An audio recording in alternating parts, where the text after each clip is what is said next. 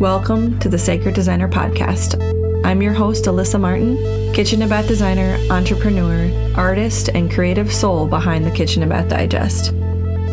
This is a show where we weave soulful design into every space and redefine what it means to create with intention. Here we don't just create beautiful homes, we design from the heart, embracing both the practical and spiritual. By pressing play, you'll be joining a community that creates not just for function, but for a sense of sacred space and personal alignment. On this podcast, you will learn to merge the art of design with soulful living, turning every remodeling project into a journey of self-expression and holistic beauty. This isn't just about kitchens and bathrooms, it's about embracing design as a path to a richer, more beautiful life. So let's step into this sacred designer together and create spaces that resonate with your soul.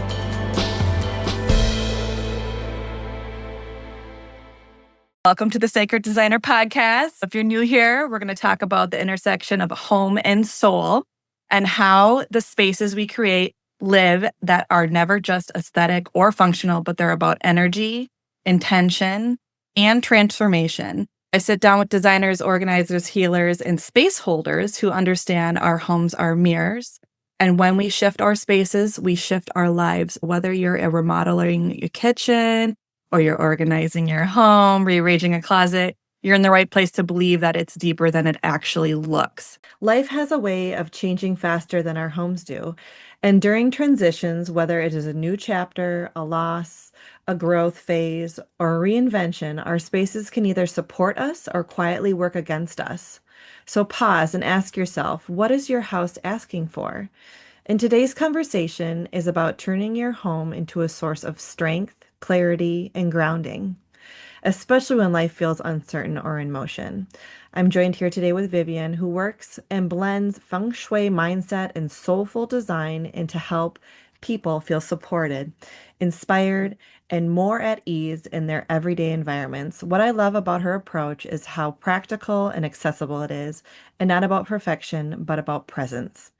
As a kitchen and bath designer, I see firsthand how these rooms act energetically and as anchors, where nourishment, care, and balance are either reinforced or depleted every single day. This conversation is about how our homes can become stabilizers during change, not just places we live, but places that hold us. So, Vivian, welcome to the Sacred Designer, and thank you for being here today. Thank you for having me. Absolutely. So, often people don't, rethink that their homes really are making shifts, but in transitions, why do these environments kind of tend to make, wake us up and, just like with a sense of awareness, why do people not think that their homes make shifts? Does that make sense? Yeah, some people feel that they're completely unrelated. Yeah. And some people are just more in tune, I guess, with their environment, right? And I feel like, regardless of whether you are or aren't, it'd be great if you wanted to become more in tune with your environment so that you could help yourself and your family. But at the same time, sometimes people just reach out to a feng shui practitioner and like, I know something's off, but I don't know what it is, and I need help. You Yeah. know, which is great, right? It's first asking for help, first kind of making a connection of the fact that, oh yeah, something does feel off. So I kind of feel that the people that lean in towards feng shui have a different awareness, like they're just like more in tune with not only their environment, but I guess, they want to understand, or they kind of get on a subconscious level that life outside of me is also happening inside of me, and what's happening outside is a reflection of what's going on in me at the moment. Yes. Totally um agree. and I again, there are people that don't have that at all, or they'll roll their eyes and think, and that's fine too, right? But sometimes those people do reach out to a feng shui practitioner such as myself, like if they're desperate to sell their house and it's been sitting on the market and they don't know why it isn't selling, again, that's fine. I think people find their way in their time if they want to, Yeah, right? that makes sense. Yeah, because I often feel like people say that they just don't feel like themselves after moving into a new home. And And I that's do, so common. yeah. And it And a lot takes of, time. yeah, a lot of people don't know why. So I think that that's totally related to it because it does take time to readjust yourself and, make those adjustments and kind of sit with the energy and things of that nature. And So, it's interesting because even with people that really aren't into feng shui, they'll have very particular thoughts about how a space feels when they walk into it, right? They'll notice that. They'll notice that some places feel great while others don't, but they won't necessarily make the connection that it could be the energy of the space that's doing that, yeah. right? Yeah. No, Or, absolutely. even something as simple as going to a restaurant and you're seated, let's say, by the bathroom, right? Or your back's facing the door. And they're like, I just don't feel comfortable in this seat. And they move, well, that's feng shui, right? Yeah. Like that's just actually feeling the space and knowing what feels right for you and what feels off. And when we So spoke before, you talked about like energy leaks of the home. And I feel like that's also kind of associated with how you feel or where you're sitting or where you're positioned. Some people don't even think about where you're positioned in a room makes a difference. absolutely. And again, like, feng shui is a broad term because Yeah. within feng shui, there's several schools of feng shui, right? And, but getting back to what you're saying about energy leaks, those are so easy to spot for someone like me. I'll say for And you. for me, but it's also, I think once I explain it, people do tend to get it very quickly because it's not calculated. It's not about doing calculations or anything. You actually walk into a space and see, let's say you're standing at your front door and there's another door aligned with it, or let's say a huge window. That energy is going in the door and it's going right out the other door or window, right? Yeah. That's an energy leak. So there is a practical side of it that's very simple to understand when it comes to energy leaks. And then, depending on the situation that a family or person is going through, you know, we can dial that in and get very granular, right? So, for example, um, within with the Bagua map, which I think you've heard of, right? Have you heard of the Feng Yep. Shui Bagua map, where Yep. it's north, south? So each direction pertains to a family member, Mhm. right? So let's say something's going on with your eldest son. That pertains to the east part of your house. So while it makes sense that you'd be like, well, I need to look at his room and see what's going on, maybe declutter, which obviously that's just kind of like, yeah, you know, um, doing all of those corrections, but then actually going to the east part of the house and Mhm. seeing what's there. Is there a leak there? It's things that we don't might not even be aware of. I So think I for, explained this to you the last time. I had a yeah. that was, we weren't aware of until it was raining into our porch, or enclosed porch. It was literally raining from the ceiling, And for and people it who was don't know what a Bagua map is it simple to find out like where those family members are associated with them? Or, absolutely. It's okay. it's you can just Google it, but the northwest is the father of the house. The south, or the patriarch, the southwest pertains to the mother of the house Okay. or the matriarch, right? So, okay. Yeah. Yeah. That's approachable.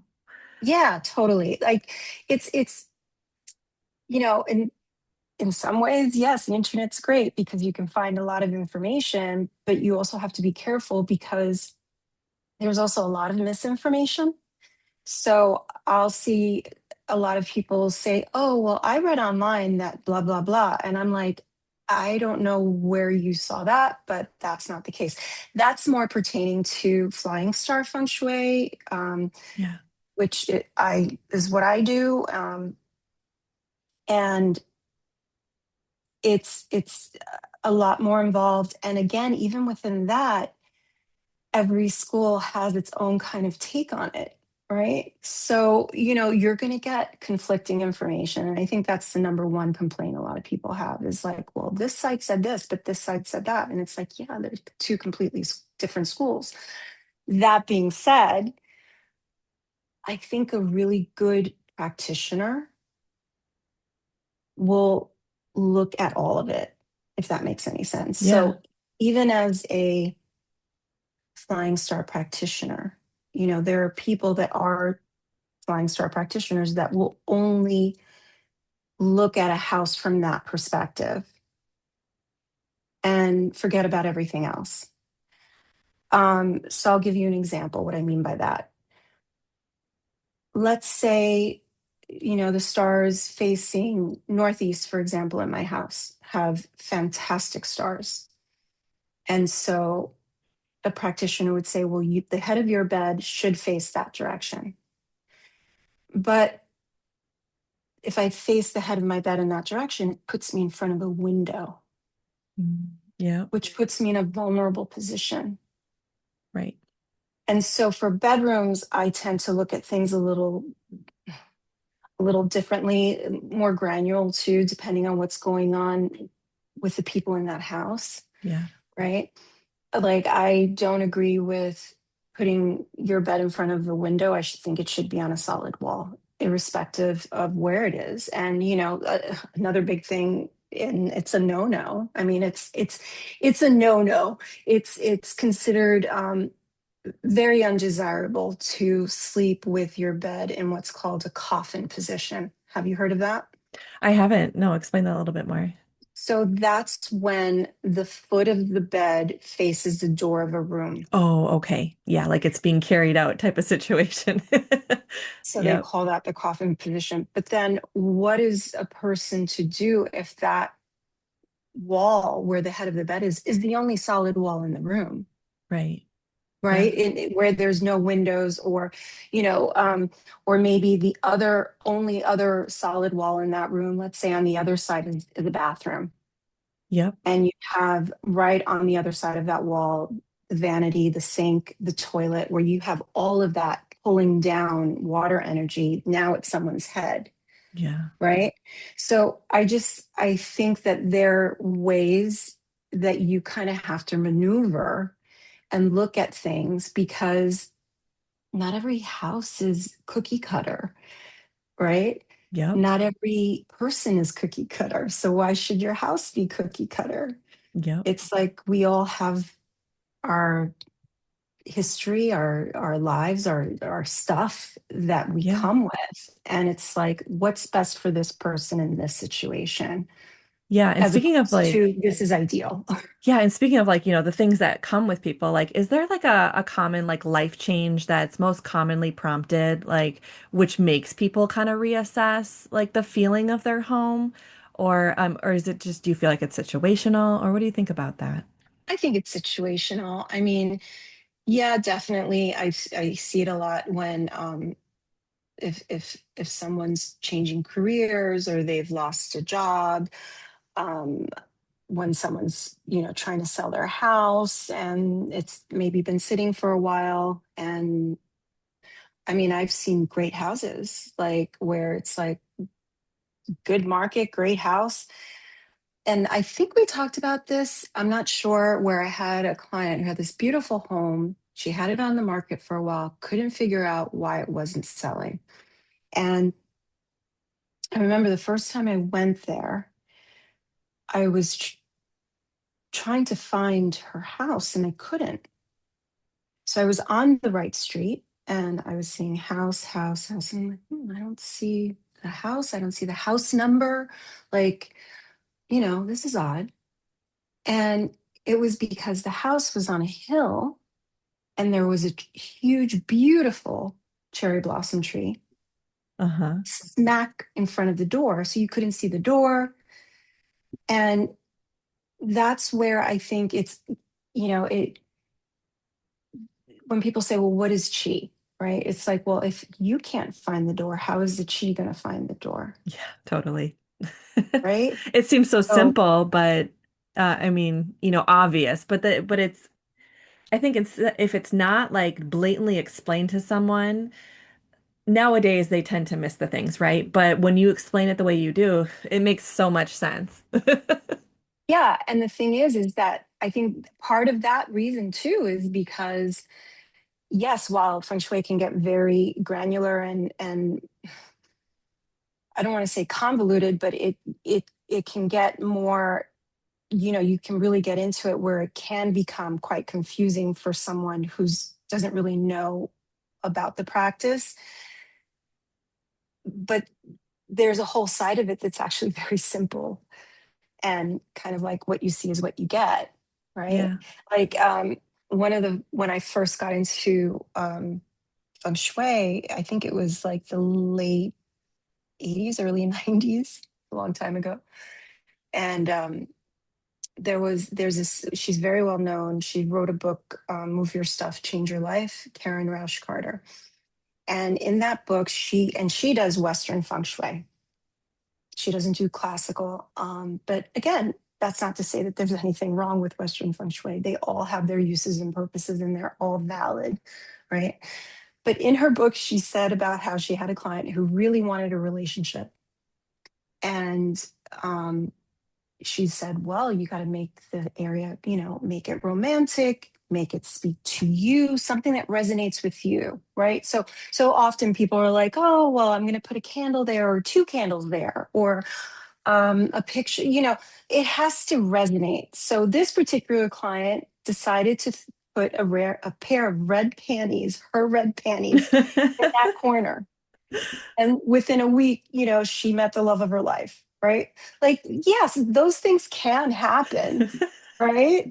Yeah. But it's like she also was in belief that, oh, that's all I have to do. Great. Well, this is what resonated with her. I don't know how many people would say, well, let me pull out my red panties and throw them in the corner. It worked for her, right? That meant Yeah. a hot new romance. Good for her. That makes so much that's hilarious actually, but it has you have to feel it, right? And you have to Yeah. believe it. And because you could have someone come in and say you need to do A, B, C, D, E, F, G, but if you're not feeling it, if you're not wanting, if you're not open to receiving, it's Or just it not just going to doesn't happen. vibe with you. Like, Yes, totally. I mean, I'm not that bold, you know, kind of like um I don't like things to be so in your face. I tend to like subtlety in my environment and kind of like that's what feels good for me. Yeah. But for other people, they may want that in your face, like because it just vibes with them. You know Right. what I'm saying? Yeah, And absolutely. so there's like, and then, there's so many things pertaining to relationship where it's like two mandarin ducks because they mate for life or two cranes because they mate for life. But again, if that doesn't resonate for you and you put that there, is it going to work? Yeah. I mean, do people stand, a potential risk by staying in a space or just not moving anything, possibly? If it just doesn't match, or if, I mean, really, it sounds like they are at risk if it doesn't speak to them too, right? Yeah. And I feel like what happens if you're, what this, at least from what I've seen, when it comes to stagnation in any situation, whether it's career or relationship, it's like if you do nothing, nothing happens. You Yeah. do have to take the initiative and do something. And and again, like some people are just like, for them, it doesn't compute, and that's okay, right? we're not speaking to those people today.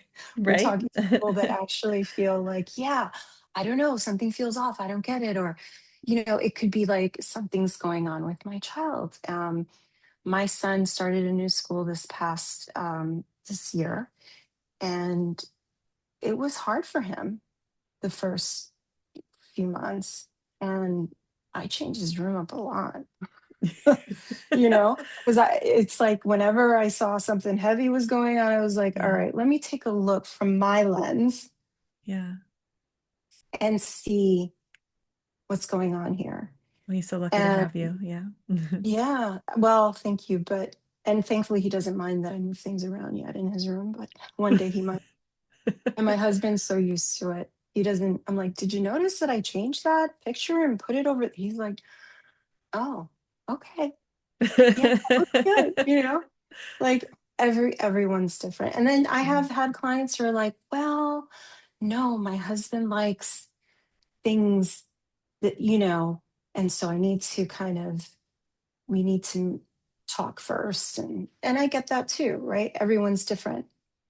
And I think also a lot of what is is interesting, like one of my first clients was this young couple, and it was the husband that reached out to me, It just which I tends to be thought was unusual. Yeah. which I thought was unusual. Yeah. And they were both very into it, but she had just had a baby, so she was busy. That's lovely that he did that for her. I've seen it maybe like once or He twice. did it Yeah, for it's her, but not he was common. also really into it, Okay.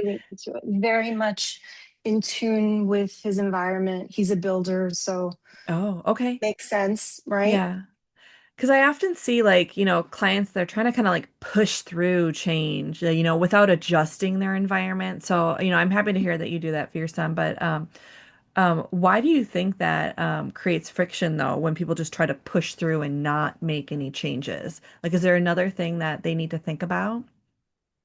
Well, I think that your intention is everything. So really doing from a place do if you're going to make changes, doing them from a place of thinking about it and why you're doing something. How does it make you feel? I think without that, you're just kind of moving stuff around aimlessly. Yeah. It's there is a thing in feng shui that you may have heard about, but let's say your place is feng shuied and everything's great, but you're just having one of those weeks or months, right? Where just a lot's going on and things just feel, heavy or harder than they need to be. Um, One of the things that I like to do and one of the things that they say is to change 27 things in your environment. 27. Okay. 27. And is there a reason why it's 27? So it's because 2 and 7 add up to 9. And so feng shui is based on Taoism, right? That's kind Hmm. of it. Yeah. It comes from Chinese medicine. It's one of the branches of traditional Chinese medicine. Um, I think of it as acupuncture for your house. So just as Oh, that's fun. acupuncture is one of those branches, right? Yeah, because Yeah. you're creating change in energy points of your Yes. home. That makes sense. And if you look at your house as a whole, not a room, and that's the other thing, like people, we get very, very focused. And it's like, and again, there's nothing wrong with that, but you have to consider the whole house, Yeah. right? So if you're focused on relationship and you're really like, no, it's the bedroom, but the southwest of your house, which represents relationships in general, they don't just represent romantic relationships. Right.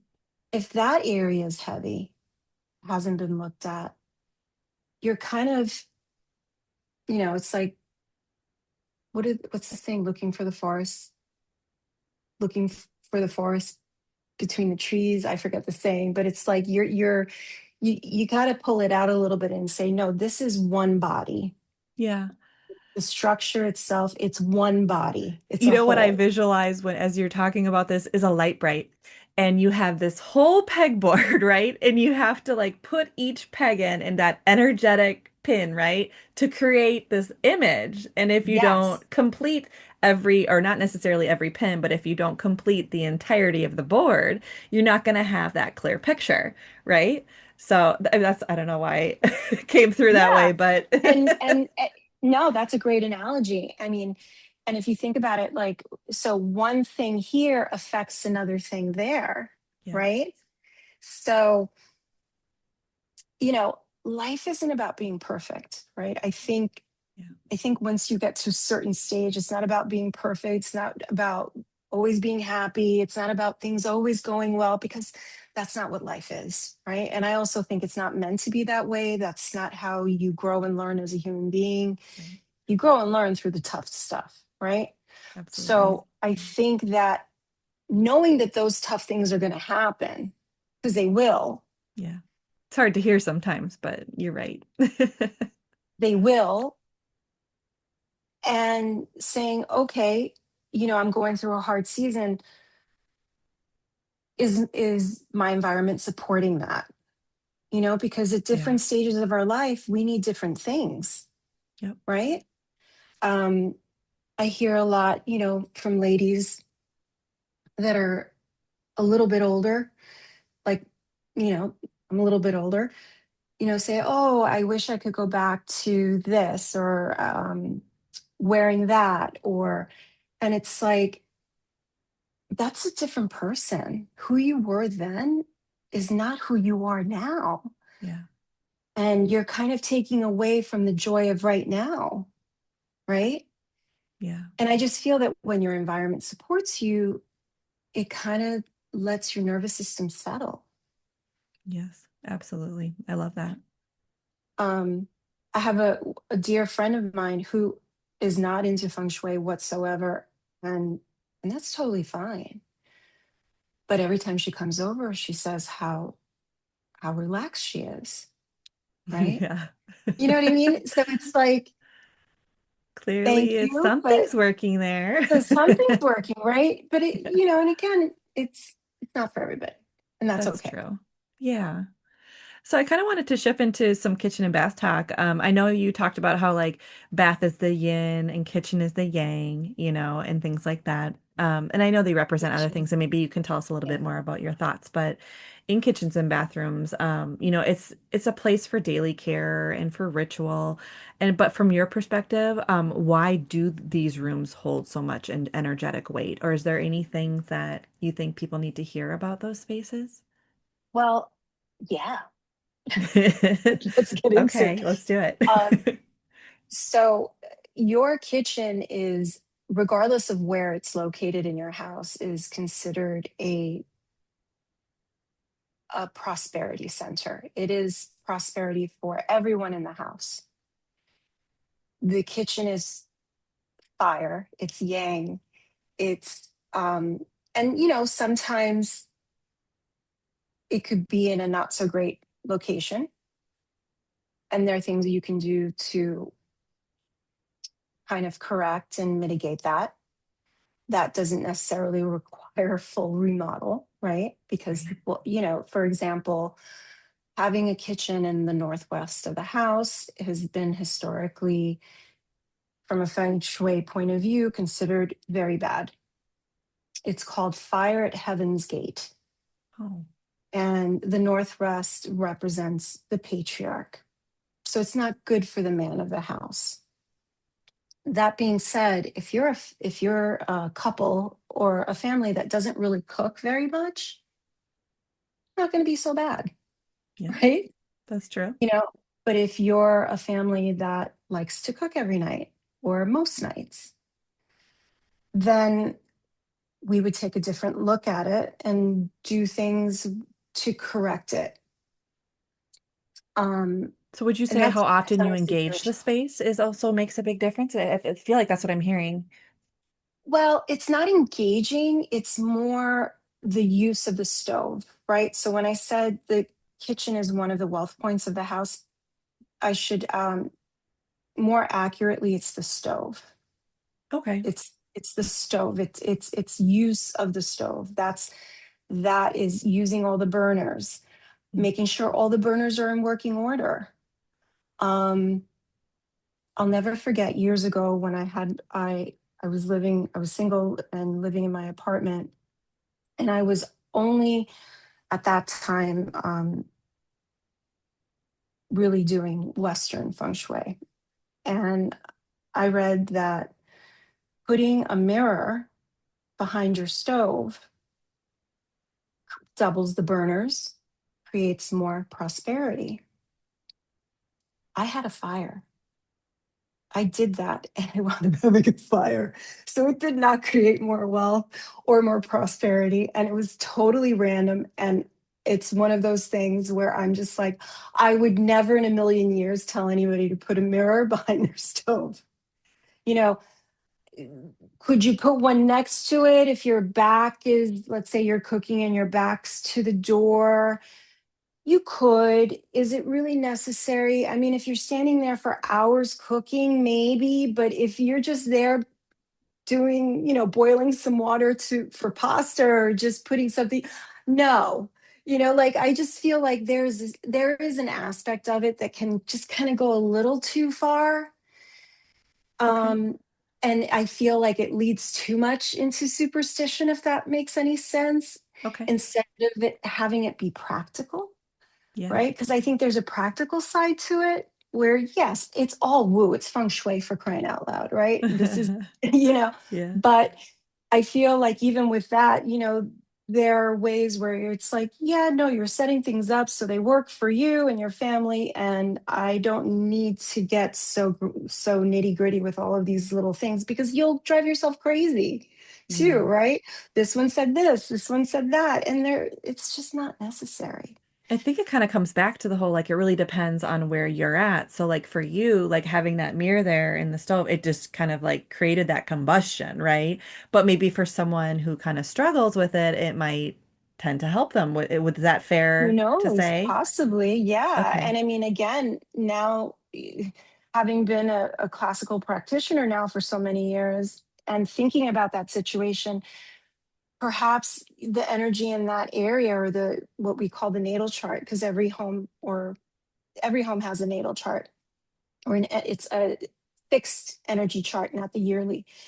And perhaps that combination of stars there was just really not good. And then Okay. so adding the mirror just made it that much more worse. Right. Okay. That makes So sense. you're absolutely right. Okay. Yeah. And that's why I think really having knowledge of the different schools is important and Yep. not just kind of adhering to one thing. Um, and I know people want the easy fix. Right. Sometimes there's like, well, and I say I wish, in some cases I can, but in other cases, like I wish I could give it to you that easily, but it's something I've been doing for almost 30 years and Yeah. there's just so much to it, That's so right? true. Yeah. I mean, the first thing that I look at when I'm designing a kitchen is the work triangle. I know, I think you call it the Trinity, which, is fair. But that's, it's just, it comes down to this beautiful balance that happens, right? Because like you have all this knowledge but then it also comes in with functionality. And that's all gonna equally support, you emotionally, energetically, all the things. So, but that's Absolutely. something that I look at, just as a kind of a very practical point of view. Absolutely. I mean, Yeah. if that's leaning towards geomancy, right?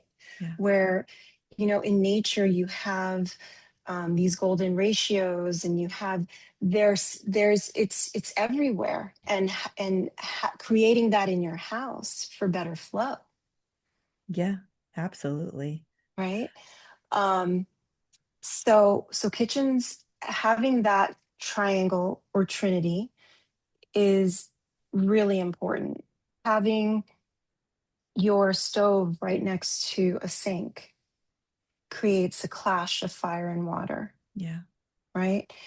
Having the stove right next to the refrigerator can also cause that. So, and again, it's not everyone can say, all right, well, I'm going to just renovate my kitchen, Right. right? Yeah. Sometimes it's not What an can you option. do if, for example, you have your um, your stove and your sink right next to each other. Well, you could put a plant, Yeah. Okay. something as simple as a plant. Like it doesn't have to be this, like, oh, I have to go to Chinese Emporium and buy. I don't subscribe to that at Yeah. all. I mean, if it vibes with you and that's what you like, that's great, you know. But really, you're working with the element that's needed to mitigate the um the impact of something that isn't working so great, Right. right? Yeah. That makes sense.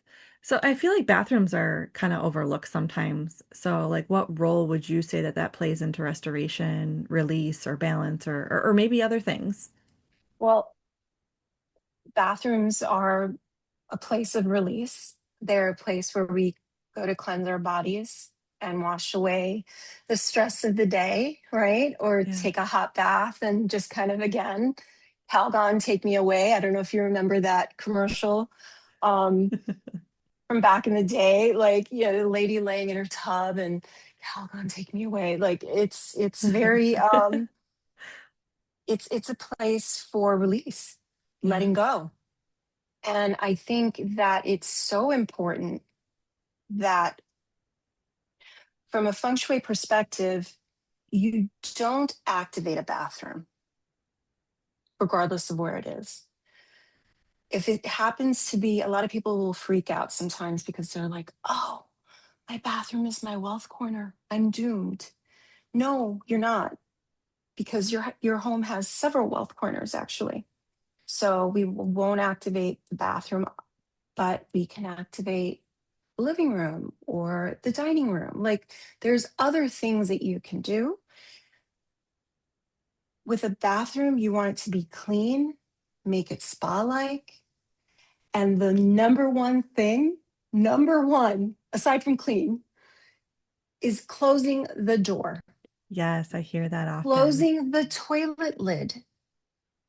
I live with two men, my son and my husband, my Tell husband, me about not a man. it. But I live with two men, and it's my son from very little. I started teaching him, when you're done, you close, and then you, and again. And I have people say, oh, well, my son won't do that, and my husband won't do that. And it's like, well, then talk to them, ask them to please do it. Like, Or get a smart toilet that does it for them. exactly, That's what I do. exactly. Like, and I find it really interesting when you go to someone's house who, they're like, oh, I love feng shui. I'm so into feng shui. And, the toilet seats are up, the bathroom's open, and you're just like, Sure. okay, And again, my son, I've tell him a million times, he forgets to close the bathroom door downstairs. Yeah. And I'm like, no, go close the door, please. There's a few reasons for that, not just feng shui, but we also have a little dog who Likes to likes to go go in in. there. Yeah. And I'm like, so he doesn't know that it's for feng shui purposes. And it's not all for feng shui, but I'm like, close the door. Yeah. Did you flush? Did you close the lid? It's important. It's important to keep it clean, really. And for people who are trying to understand like why would you keep it closed? For me, it's I like hold so that it doesn't drain, correct? Like in terms of like the energy, right? Because that's like a place where you help hold your restoration. Does that make sense? Or what's kind of a Yeah, practical way I to mean, explain that? or so that the and well, let's think of it from a more maybe not so nice perspective. Someone was just in the bathroom Mm-hmm. and they left the door open Yeah. and they had a little bit of trouble Yeah. in the You don't want to bathroom. spread that. Yeah. That's going everywhere. Yep. I mean, if you think about it, if you flush and you don't close the lid, that water is coming up. It's not just going down. Whenever you flush, a little bit comes out of, right? So just for hygienic purposes, Yeah. right? Yeah. That makes sense. Yeah.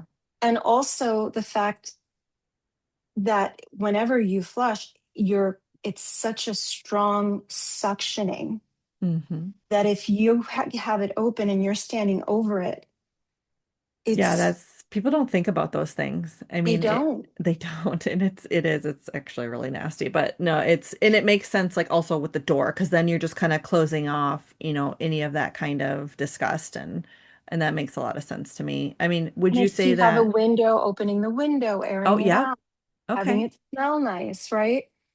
Or Yeah. turning on the fan in the room, right? Just, Rituals, like yeah. good supporting rituals, right? Which honestly, I think for someone who's really interested, some people can say, well, that sounds like a lot of work. But it only sounds like a lot of work because you don't do it.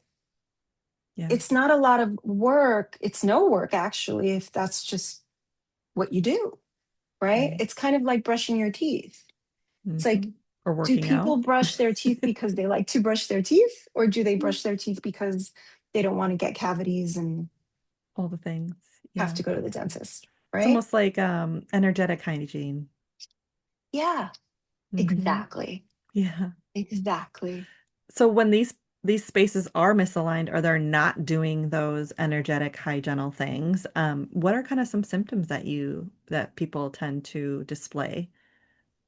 Um, Again, it depends on where it is. So, for in the example that I gave, where there is a kitchen in the Northwest, and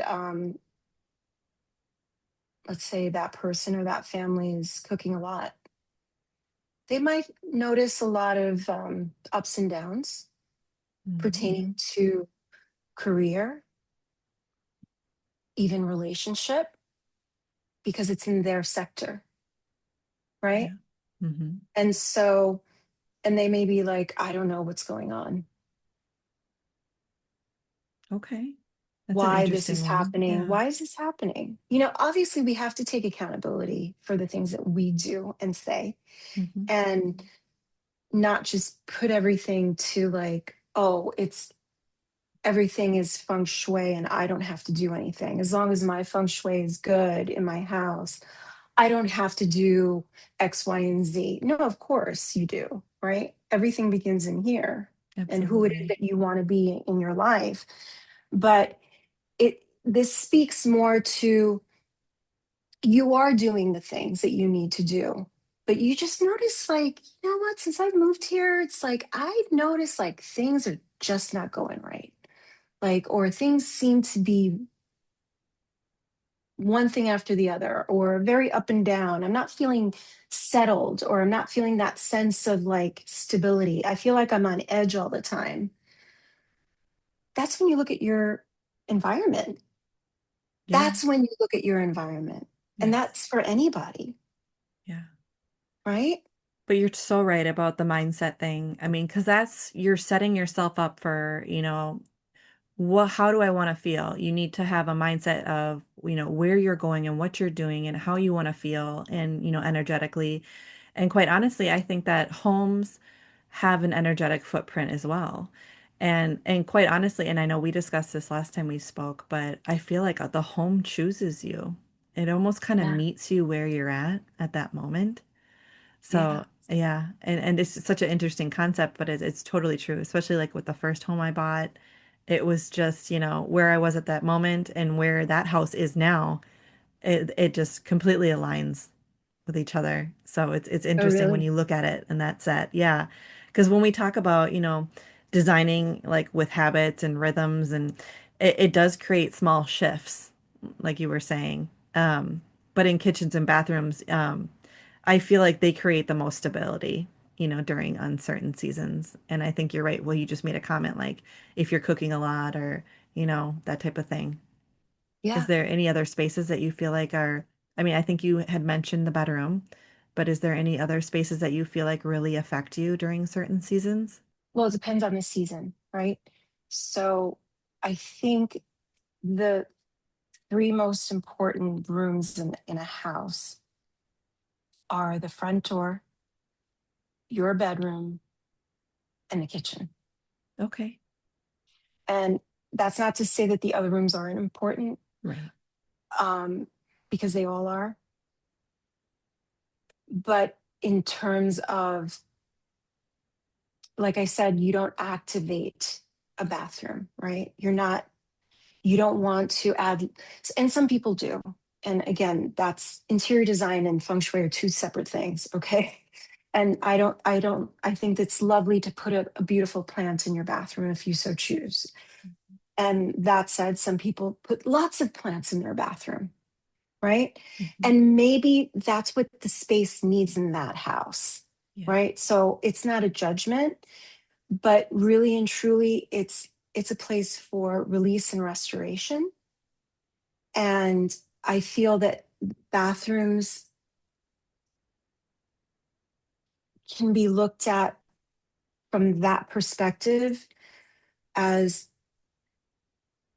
keep it simple, keep it clean, keep it inviting, where it's a place that you don't walk in and are like, I mean, to be fair, I think I mentioned this last time we moved here not quite a year ago.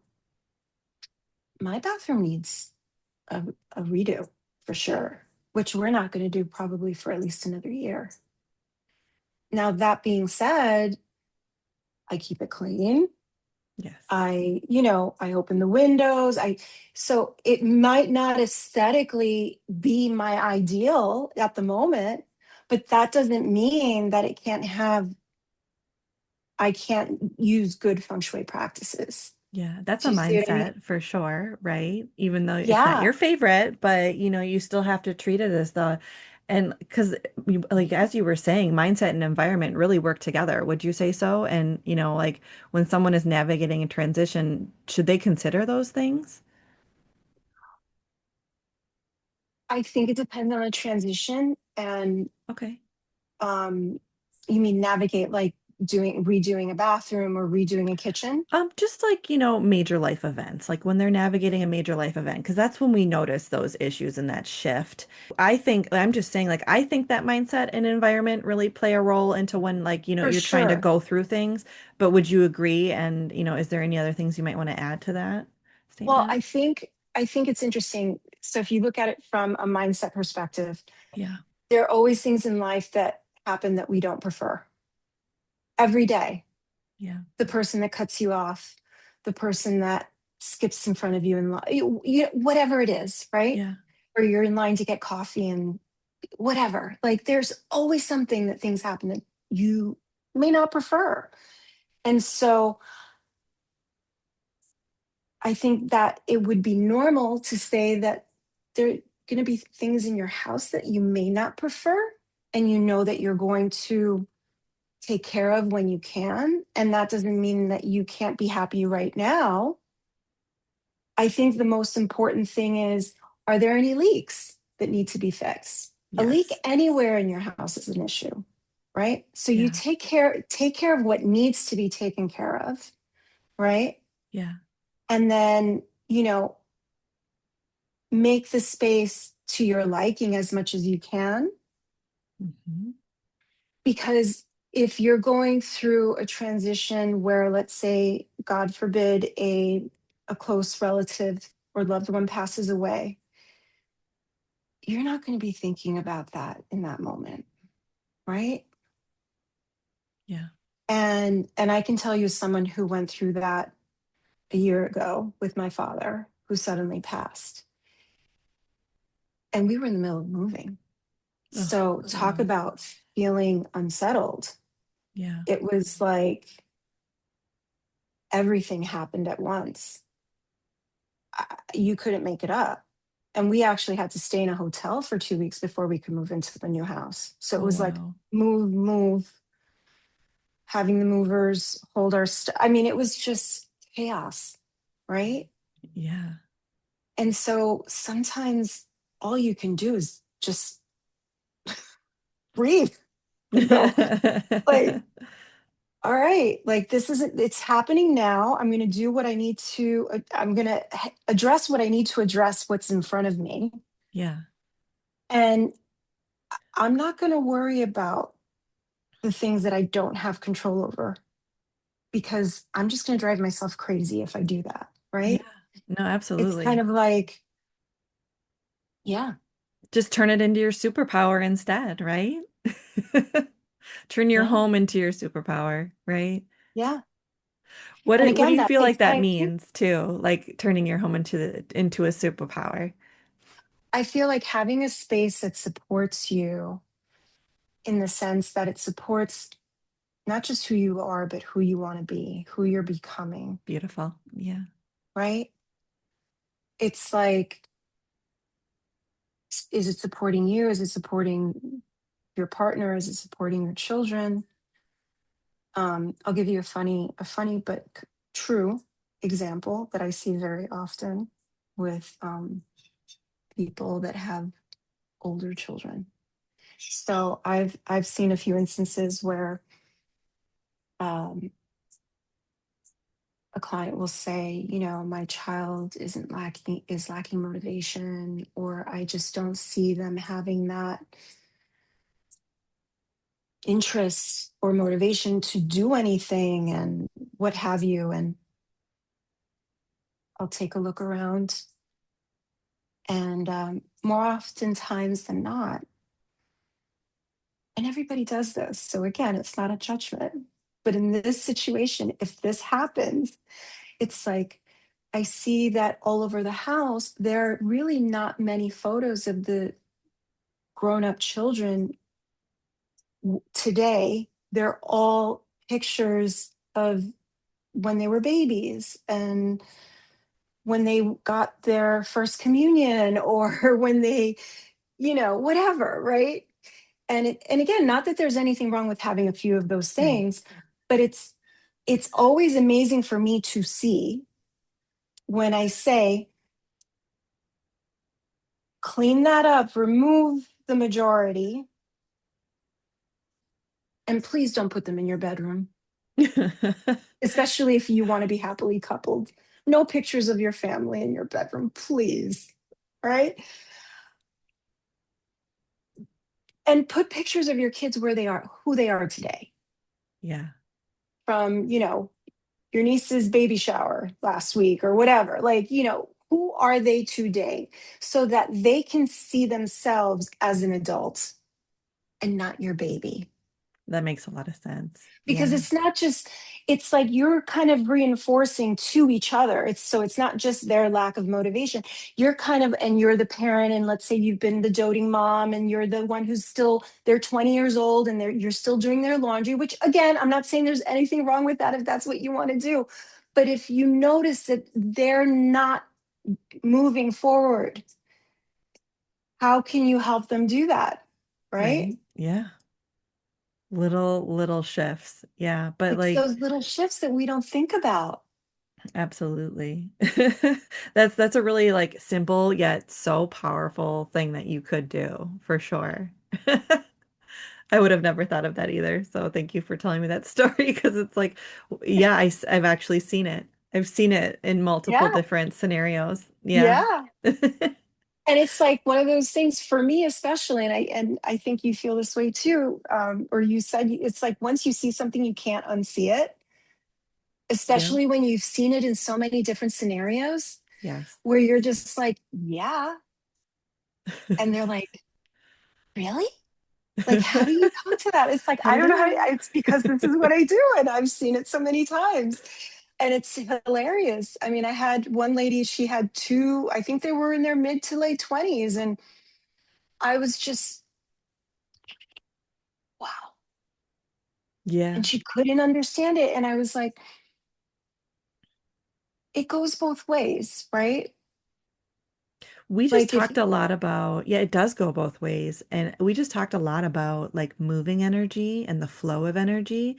But what I think you just described almost sounds like a stagnation, kind of like someone's stuck, right? yeah, Yeah. I mean, not that it's not important to be grounded, because it is, but but it's grounded in a way where they're not moving in right. life.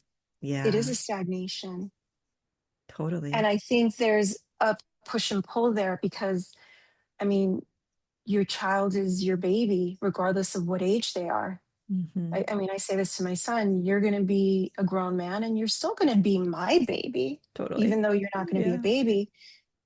Um, and I think in some situations, we have to within ourselves say, yes, that's my baby, but I can't baby him and treat him like an 8-year-old when he's 25, Yeah.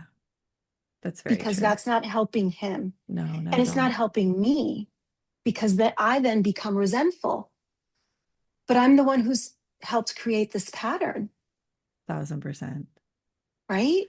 Is there any like things that you would suggest, whether it's a mindset shift or just something that they could do in their home to help someone feel more grounded?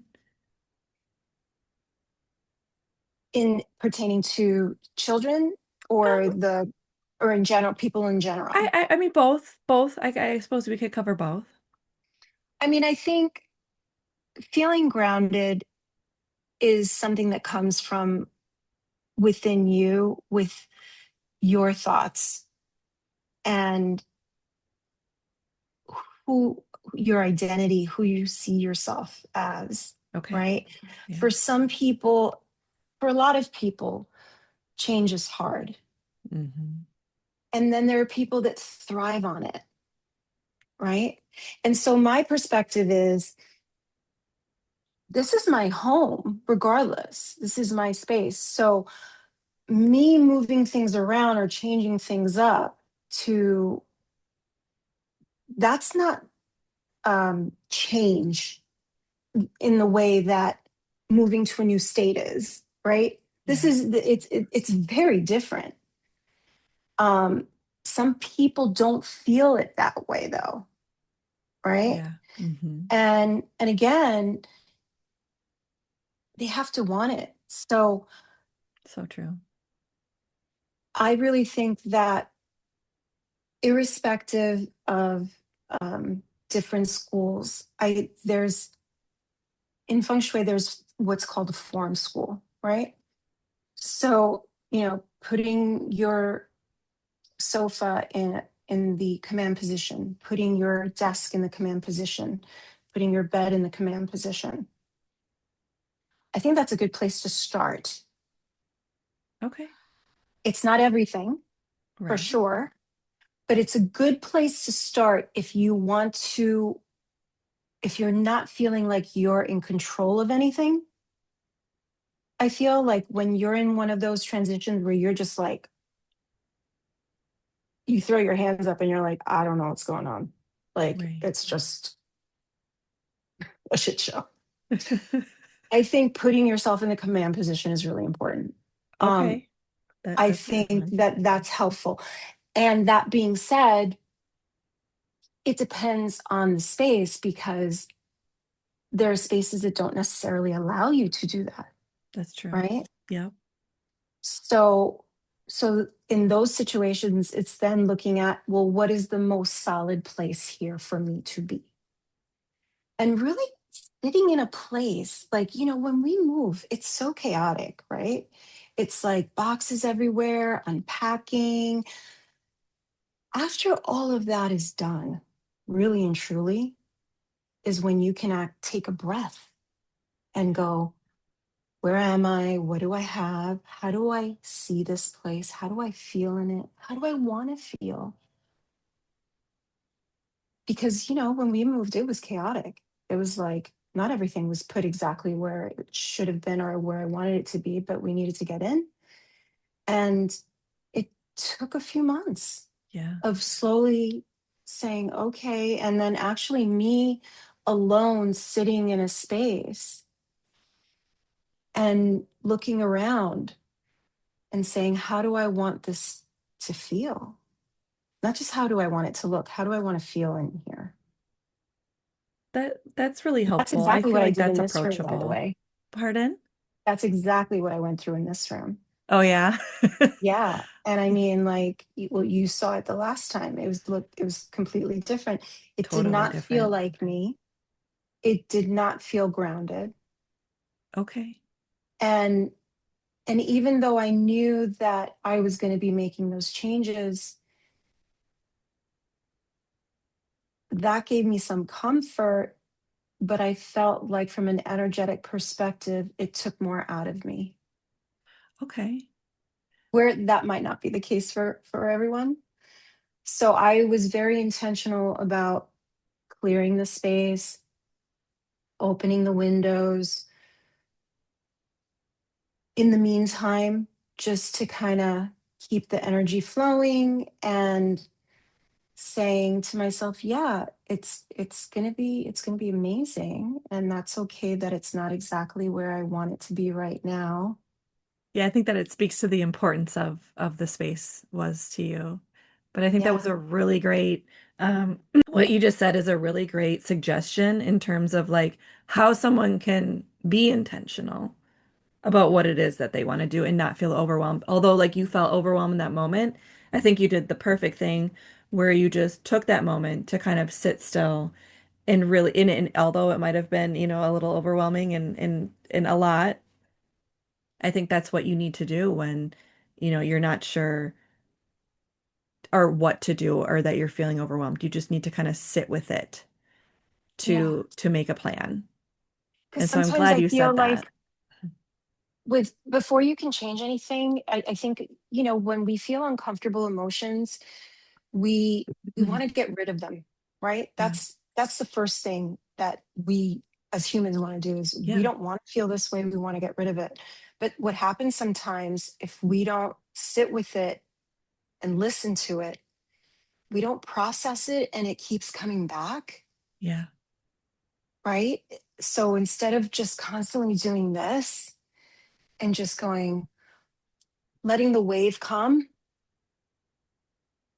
and allowing it and letting it move through you, it's just a feeling, and Mhm. feelings can be uncomfortable, right? But we Yeah. forget that they don't last forever if we let them move through us. If we keep pushing against it, it kind of keeps coming back at you harder in some ways, right? Yeah. Because it's just like you're just resisting it.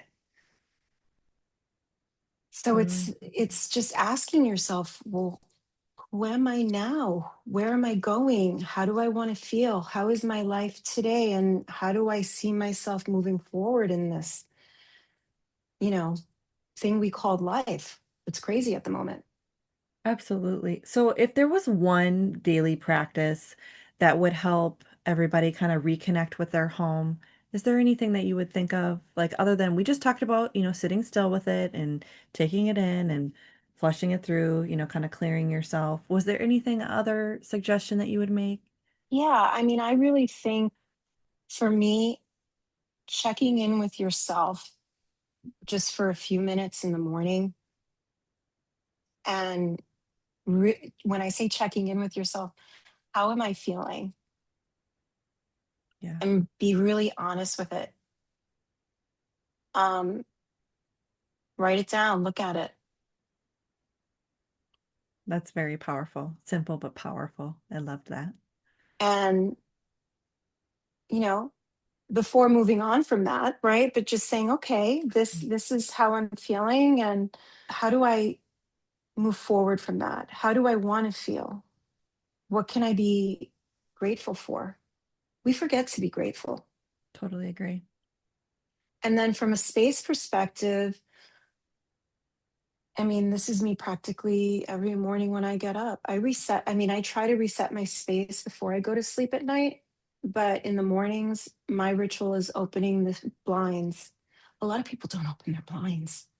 I'm like, for the love of God, open the blinds. I mean, I feel like, let the light of let it in. you know, Yeah. Open the window, let some fresh air in. I love doing that when it rains, like just after it rains, especially Oh, that's such a good smell. Yeah. because you have all of those negative ions in the air, which are really good for you. Opening those windows and turning lights on and noticing where those corners, because we all have them, like where are those corners in your house that it's always dark, Yeah. right? It's kind of like, I mean, space clearing is great. I love doing that too. I don't do it every day, nor am I saying that anyone should, but yeah. That's a good one too. Well, these Yeah. are all really great, questions and answers. And but I would love to do a fire round. Are you down for a fire round? Have you ever done one before? No. Okay. All right. So I'm just gonna have a couple of quick questions, and then if you could just respond real, just quick but intuitive, And if you can't think of anything, let's just say pass. Okay. So a room that holds the most power in a home. Kitchen. Okay. One sign of space is no longer supporting you. Feeling. Okay. A small change that creates instant grounding.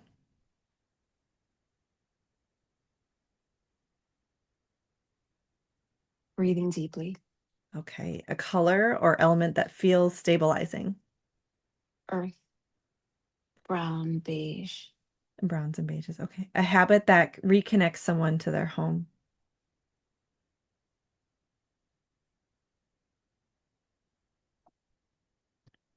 Cleaning.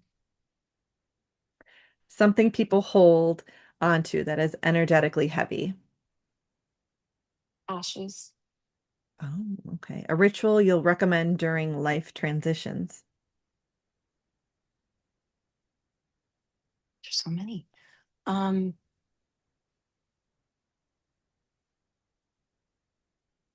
Journaling. Okay. Saging. One word you hope people associate with their home. Love. A question people should ask their space during change.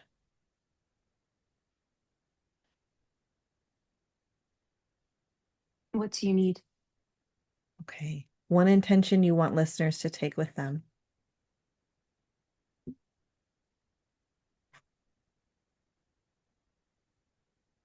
There's no separation between myself and anything outside of me. Okay. So, Vivian, thank you so much for this Thank you. conversation. And what I love so Yeah. much about your work is that it's a reminder of our homes that don't need to be perfect or be powerful, but they just need to be aligned with who we are and what we're moving through.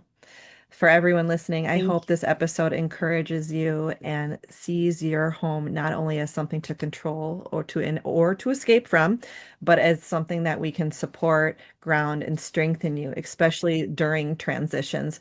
So, Vivian, where can people connect with you? Where can our listeners connect with you or learn more about what you do? Sure. I can be found at vivianfrost.com. That's vivianfrost.com. Or you can find me on Instagram, and my handle there is at Space as Medicine by Vivian. So Space as Medicine by Vivian. Yeah. Beautiful. Thank you so Thank much. you for having Hey, me. sacred listeners, it's Alyssa Martin. Thank you so much for listening. I really appreciate it. But guess what? We're going to be at school. That's right, SKOOL. There, we're going to have a free community where there's all the tools and checklists and things of that nature to help you get your remodel done in alignment. But guess what? We're also going to have the design lounge where you get one-on-one access to me. So go to school, check out the link in the show notes, and check it out. I'll see you guys next time on this Here's the Sacred Designer. Thank you.